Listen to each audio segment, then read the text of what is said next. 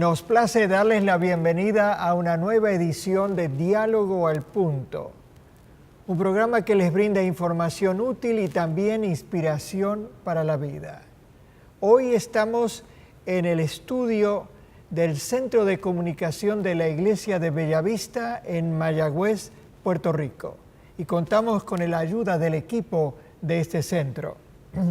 Nuestro invitado de hoy es el doctor José Cardé, que es un científico especializado en biología celular y molecular que da cátedras en la Universidad de Puerto Rico, recinto de Aguadilla.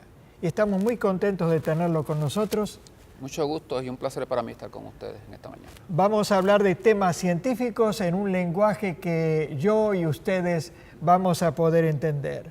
Y la primera pregunta que queremos hacerle al doctor Cardé es, ¿qué lo atrajo al estudio de las ciencias y en particular al estudio de la biología? Según entiendo, llegó de una manera indirecta a este campo. Háblenos. Desde pequeño siempre me atrajo el campo de la ciencia. Aspiraba a ser astronauta y recuerdo muchos de los regalos que mis padres me hicieron tratando de estimular esa línea científica. Mi padre era electricista y él siempre añoró tener un hijo ingeniero eléctrico. Así que entonces yo comencé mi carrera estudiando ingeniería eléctrica, pero en muy poco tiempo pues noté que no era el área que me interesaba. De ahí me moví al área de la educación y esa área sí me interesó. La última clase que tomé en ese programa fue biología. Y aunque fue la peor que salí, sin embargo fue la que me cautivó. Qué bien. Porque le podía encontrar explicación a todo lo vivo que me rodeaba. Así que comencé entonces a estudiar en biología y poco a poco, con la ayuda de Dios, avanzando entre algunos trabajos y otro tiempo, pues conseguí terminar mi especialidad en esa área. ¿Dónde hizo los estudios avanzados? Mis estudios de bachillerato en biología fueron en la Universidad Adventista de las Antillas. Ajá. En aquel tiempo lo conocíamos como Antillean College. Ajá. Estudios graduados fueron en la UPR, en la Universidad de Puerto Rico, recinto de Río Piedras, tanto la maestría como el doctorado. Y en ese curso de estudios como universitarios y como ahora como catedrático, usted ha observado que en los textos de ciencia que tenemos algunos aquí sobre la mesa, biología, los autores dan por sentado el paradigma del evolucionismo darwiniano. ¿Puede citar algún ejemplo? Así es. Tengo aquí uno de los libros que es el que se llama Biología Molecular del Gen. Ese libro, uno de los autores es el doctor James Watson, que fue de los que aportó en el descubrimiento de la estructura del ADN para la década de los 50 en el siglo pasado. Y hay una cita de este libro donde se establece la comparación entre dos tipos de insectos, Lepidoptera y dípteros, que son mariposas y moscas respectivamente. Y en ellos se aduce el que estos dos organismos divergieron de un ancestro común hace unos 250 millones de años. Ajá. Esa es una de las referencias de las muchas que hay en libros como estos que yo utilizo para mis cursos. Así que el concepto de evolucionismo darwiniano se da por sentado y luego también esos largos millones que necesita la evolución. Claro. Ahora, usted también está al tanto, y nuestra audiencia seguramente, de que aún los que no son creyentes cristianos cuestionan algunos aspectos de la teoría de la evolución porque tal vez no la consideran suficientemente satisfactoria. ¿Puede resumirnos, para beneficio nuestro, las premisas básicas del modelo evolucionista y algunas críticas a ese modelo? Bueno, desde mi punto de vista como biólogo celular, hay unos 5 puntos básicos en los que se basa la teoría de evolución neodarwiniana. La primera de ellas es lo que se conoce como ancestro común. Y básicamente lo que establece que las células modernas todas descienden de una célula prototipo en algún punto en el pasado remoto. El segundo punto es lo que se conoce descendencia con modificación. Ujú. Los organismos que descienden de esa célula han ido sufriendo cambios gradualmente. En tercer punto es la selección natural. Ujú.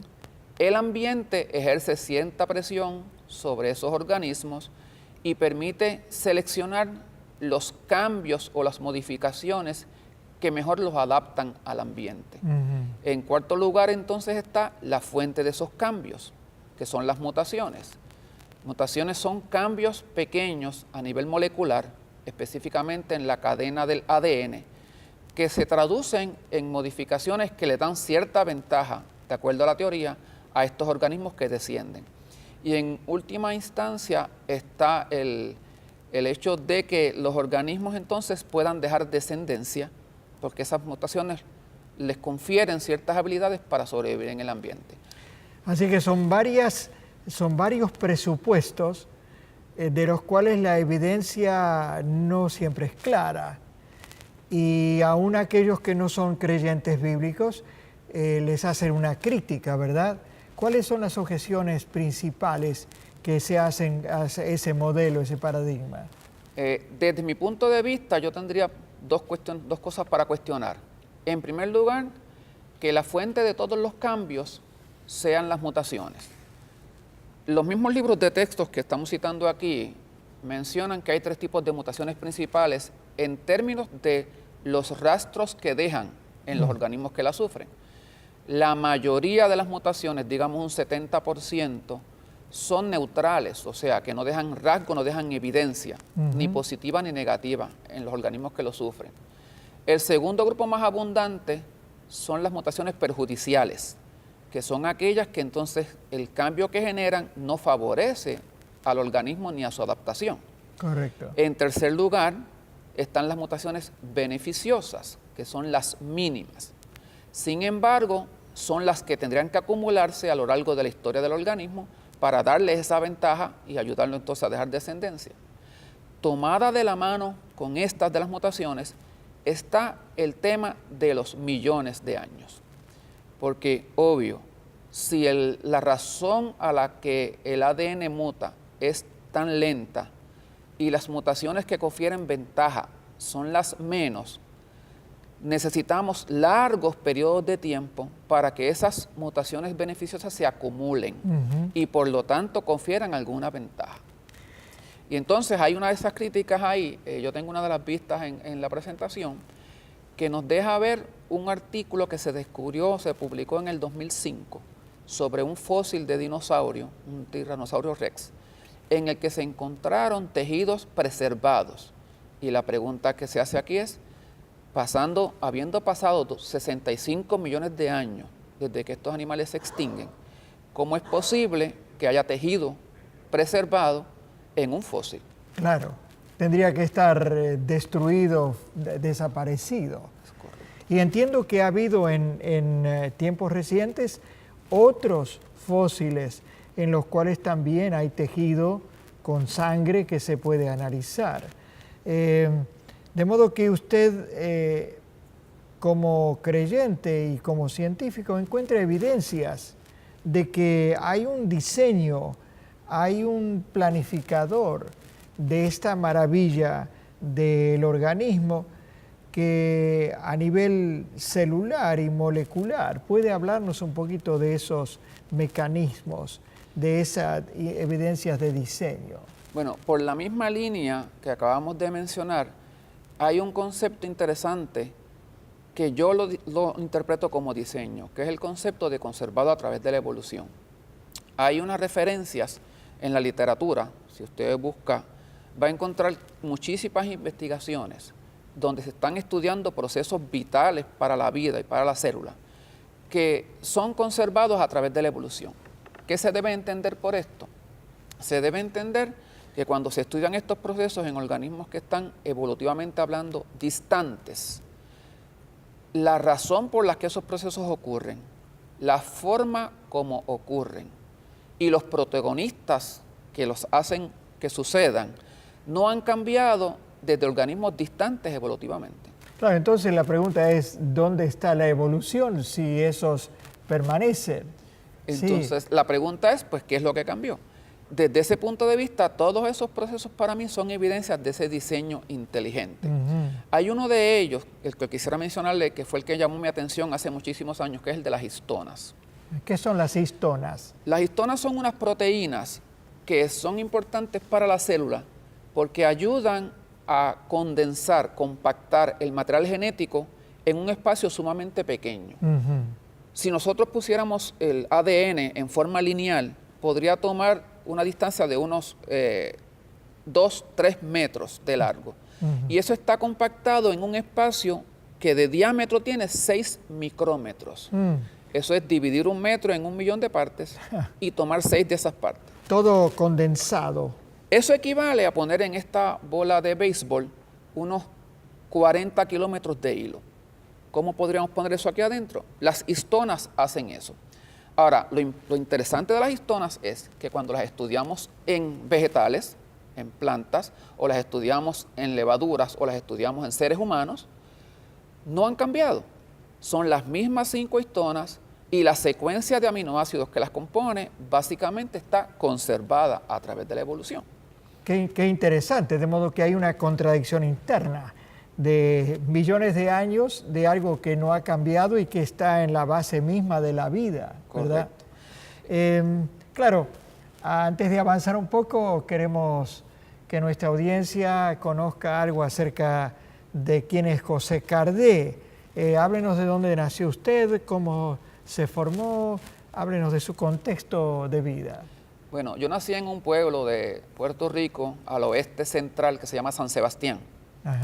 Estudié básicamente mis grados primarios en una escuela que quedaba a 15 minutos de mi casa caminando. Se llama Segunda Unidad de Ato Arriba. Ese es un barrio en el que yo me crié. Y luego mis estudios secundarios los hice en la escuela del pueblo, que se llama la Escuela Manuel Méndez Lisiaga. De ahí en adelante, pues entonces pasé a hacer los estudios universitarios, como le mencioné anteriormente. Y junto a usted hay una compañera de la vida, háblenos de ella, ¿cómo se llama? Tal vez podemos ver alguna fotografía. Sí, estoy casado hace unos 32 años con la doctora Lourdes Méndez. Ella es enfermera graduada, luego hizo una especialidad en cardiología y cuidado crítico y un doctorado en educación. Y es profesora de educación y de enfermería en la Universidad Metropolitana, el recinto de Aguadilla. Bien, así que hay dos científicos, digamos, uno medio teórico y la otra aplicada. A la salud. A la salud. Qué bien. Pues vamos a hacer un breve paréntesis y le pedimos a nuestra audiencia que no se vaya, porque en unos pocos segundos seguimos conversando con el doctor Cardé, averiguando un poco más de su formación, ahondando en este tema y también escuchando su historia de vida, de cómo llegó a conocer y abrazar los principios bíblicos, que lo ha convertido en un científico creyente. Así que no se vayan y ya regresamos en unos pocos segundos. Gracias por seguir en sintonía con nosotros. Si usted desea vigorizar su mente y su vida cristiana, lo invitamos a visitar el portal de la editorial Adventus. Allí encontrará un rico menú de libros de autores adventistas sobre diversos temas. Los puede adquirir desde cualquier parte del mundo con una tarjeta de crédito. Visite hoy nuestro catálogo electrónico adventus21.com. Estamos agradecidos de que ustedes sigan en sintonía con Diálogo al Punto y en esta conversación que estamos teniendo con el doctor José Cardé, que es un profesor de ciencia, particularmente de la biología celular y molecular aquí en Puerto Rico. Y hace unos minutos, segundos tal vez, estábamos hablando de las observaciones que él tiene como científico, evidencias de que hay un diseño, de que hay un plan, de que alguien superior, genial, sabio e inteligente ha diseñado algo a nivel molecular, que es una evidencia de que esto no es el resultado del azar. ¿Puede explicarnos un poco, doctor? Sí, podemos en este momento también hacer referencia al concepto primeramente del diseño. La rueda es un invento de los humanos para allá, para el año 3500 en Mesopotamia. Y no podemos hoy concebir la vida sin la rueda, porque la rueda implica movimiento. Podemos ver distintas variaciones de la misma rueda para mover el reloj, para mover maquinaria, para mover motores, pero hay dos cosas que no cambiaron: la forma de la rueda y la función que lleva a cabo, que genera el movimiento. Asimismo, entonces, hay varios procesos en la célula que tienen un diseño parecido y donde vemos que a través del tiempo no han cambiado. Quisiera hacer referencia a la próxima imagen, en donde está el concepto de NMD, por sus siglas en inglés, que significa en español degradación del ARN mensajero cuando tiene lecturas sin sentidos. Este es un proceso que es como un tipo de control de calidad para la célula. Cuando está haciendo el proceso de síntesis de proteína, ella usa como molde al ARN mensajero. Pero el ARN mensajero tiene unas señales de comienzo y de final. La señal de final específicamente, hay ocasiones en que aparece antes de tiempo. Lo que implicaría que si la célula la usa, fabrica una proteína defectuosa. De hecho, hay varias condiciones que surgen por ese problema, como es la fibrosis quística y la distrofia muscular, entre otros. Sí. Sin embargo, la célula tiene un mecanismo diseñado para detectar esa molécula aberrante y eliminarla.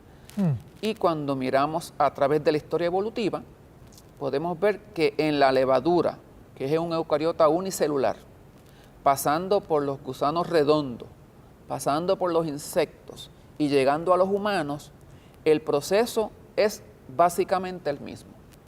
3 proteínas trabajan en él, usa las mismas señales y evita el mismo problema. Y cuando falla, también da el mismo problema. Así que ese es un proceso que yo lo uso como que evidencia de un diseñador, donde si funciona a un nivel, ¿por qué hacerle grandes modificaciones para la próxima complejidad? Pero también es evidencia de que el ser humano surge, ¿verdad?, de las manos de ese diseñador que pensó todas las cosas bien. Usando los mismos recursos, como usted usaba Claro. el ejemplo de algo que funciona para más de un organismo. Claro. Bien, y usted en cierto momento de su adolescencia sintió un despertar espiritual que lo llevó a abrazar, integrarse a un movimiento bíblico cristiano, los adventistas. Cuéntenos esa etapa de su vida interesante. En ese momento tendría algunos 15, 16 años y básicamente las condiciones fueron unas amistades con las que me relacioné. La forma en que esas amistades me trataron, me invitaron a la congregación, la forma en que las personas de la congregación me trataron, y algo que yo señalo que fue muy importante fue el que la mamá de uno de ellos me hizo llegar a mí un libro sumamente pesado en su contenido que se llama El conflicto de los siglos. Ajá. Ese fue el primer libro que yo leí de la denominación. Y obviamente las escenas que se narran ahí de cómo la providencia de Dios protegió la Biblia a través de todas las generaciones para que llegara a nuestro tiempo, pues me hizo reflexionar en eso que hoy en día escuchamos por ahí, de que no tenemos nada que temer al futuro, a menos que olvidemos cómo Dios nos ha guiado en el pasado. Y desde ese momento en adelante, pues eso fue parte de mi vida. Qué De ahí lindo. entonces entré a la iglesia. Qué lindo, ahí los amigos, ¿no es cierto? Escuchen, muchachos, chicas, las amistades que traen a un buen muchacho a ponerse en contacto con la iglesia, con la fe, con la Biblia y con una nueva dirección en la vida. Claro, uno de los desafíos, doctor, que uno encuentra como universitario adventista es el requerimiento de asistir a clases, tomar exámenes y laboratorios en el sábado. ¿Cómo pudo enfrentar usted esa situación que a veces muchos de nosotros tenemos? Bueno, no estuve exento de esa situación, aunque mi primer programa de estudios postsecundarios fue en la Universidad Adventista, así que ahí no teníamos esa presión. Pero sí, una vez que paso a la Universidad Secular a estudiar la maestría, pues entonces allí aparece esta situación de exámenes viernes en la noche o exámenes de sábado. Entonces hay unas pólizas, unas políticas institucionales que protegen a las personas de otras creencias, Pero generalmente eso implica una solicitud y el profesor cuando acepta, entonces o le cambia a uno el examen o le da el examen el mismo día, una hora antes. ¿Ok? Pero básicamente lo que yo detecté es que es como una forma de probar si lo que uno alega que cree y predica realmente lo vive. Amén. Una vez que ellos ven que uno mantiene esa consistencia, pues esas situaciones van disminuyendo. Bien. Y eventualmente me decían, pues tú haz el trabajo cuando lo puedas hacer, después que lo hagas. Qué bien. De modo que también es importante, ¿no es cierto?, sacar buenas notas y no ser un estudiante perezoso. Eso ayuda. Ahora, una persona en particular parece que le ayudó en esa transición y hacer frente a esos desafíos. Sí, esto es una experiencia muy interesante. Cuando yo llegué a comenzar mis estudios graduados, me tocó una clase de bioquímica. Habían 2 profesoras que la enseñaban. Y una de ellas le decían la buena y otra le decían la mala. A mí me tocó la mala, que realmente no era mala, era que era bien exigente. Bien. Y entonces, en primer examen que ella da de ese curso, pues yo obtuve una calificación, pero la puntuación que ella anotó en mi examen fue otra. Me dio más puntos de los que yo había obtenido. ¡Ay, qué suerte! Así que yo, pues, decidí ir a donde ella y mostrarle la equivocación. Llegué al final de la clase de ese día, le devolví el examen y le mencioné, yo creo que tengo más puntos aquí de los que obtuve. Ella verificó, me miró medio extrañada, me dio las gracias y corrigió la puntuación. Felicitaciones, porque no hay muchos estudiantes que hacen eso. Bueno, una semana luego, ella comenzó la clase haciendo alusión a que un estudiante con una base en biología puede hacer muchas otras cosas, además de medicina, odontología o farmacia, que son las profesiones más remuneradas y por lo tanto las más solicitadas. Y comenzó a hablar de la escuela graduada, de la academia, de la investigación, del ser profesor universitario. Específicamente, ese era mi meta al estar allí, en esta institución. Así que al terminar la clase, volví, me acerqué donde ella, le dije que mi intención allí era prepararme para ser profesor universitario, y entonces ella me invitó desde ese momento a ver su laboratorio, me dio un tour, un paseo por su laboratorio, me explicó sus investigaciones, me presentó a todos sus estudiantes y me dijo, cualquier cosa que tú necesites, puedes pasar por aquí, si tienes preguntas, si quieres descansar, si quieres guardar tus cosas, si quieres estudiar en privacidad, estás bienvenido a este laboratorio. Qué bien, qué bien. Además está decir que ella fue mi advisor tanto de maestría como de doctorado. Y resultó ser una persona cristiana que de ahí en adelante no tuve ningún problema con mi filosofía de vida. Qué lindo, qué linda combinación, ¿verdad? Un estudiante de conciencia, honesto, una profesora exigente y la oportunidad que el Señor nos abre en la vida de seguir nuestra vocación, nuestro llamado. Usted ahora es profesor en una universidad pública. Usted es un creacionista, es un creyente en la Biblia, pero tiene que mantener ciertos principios éticos. ¿Cómo hace usted para presentar ante los estudiantes las opciones y hacerlos pensar? Como yo soy la persona encargada de dirigir la discusión en el salón, pues yo siempre trato de guiar la discusión con preguntas que permitan a los estudiantes presentar las diferentes opiniones u opciones en un marco de respeto. De esa misma manera, yo uso el libro de texto para presentar la posición oficial, pero también aclaro lo que son hipótesis, lo que son hechos, lo que son ideas preconcebidas y la importancia de respetar a la persona que difiere de eso. Así que yo presento ambas situaciones sin caer en el proselitismo y de esa manera pues mantengo el lado ético, aunque doy a entender mis opiniones. Y supongo que algunos estudiantes tal vez en privado se le pueden acercar y decir, quiero que me explique un poquito más eso. Sí, exactamente sucede. Sí. Entonces, estamos acercándonos aquí al final.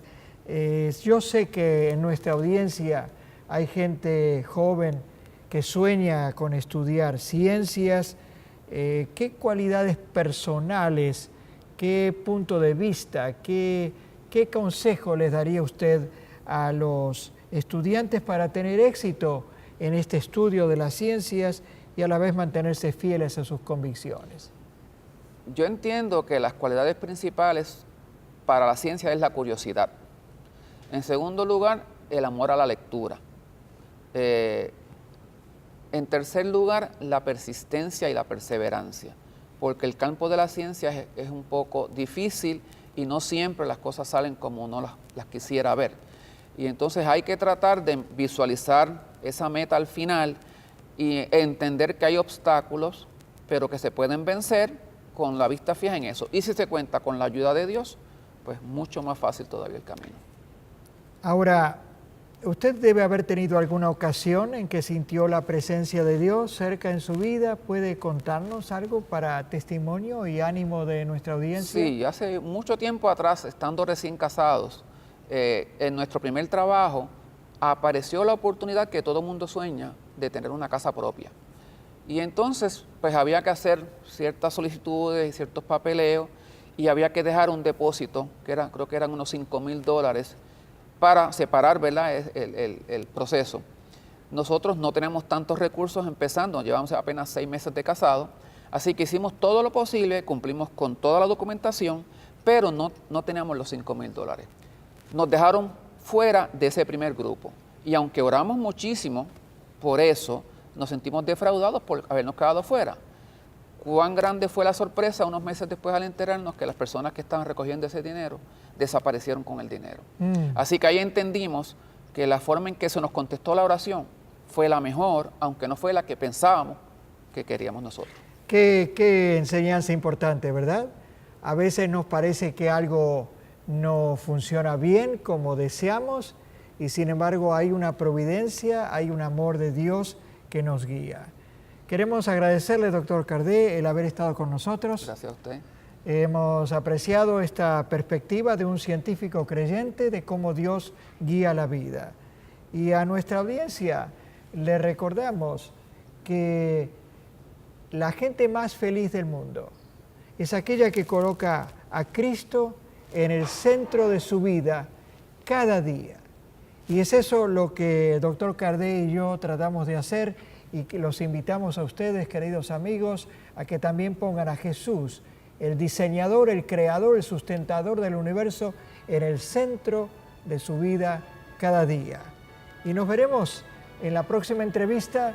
Los invitamos a que sigan en sintonía con Diálogo al Punto. Hasta nuestro próximo encuentro. Bendiciones.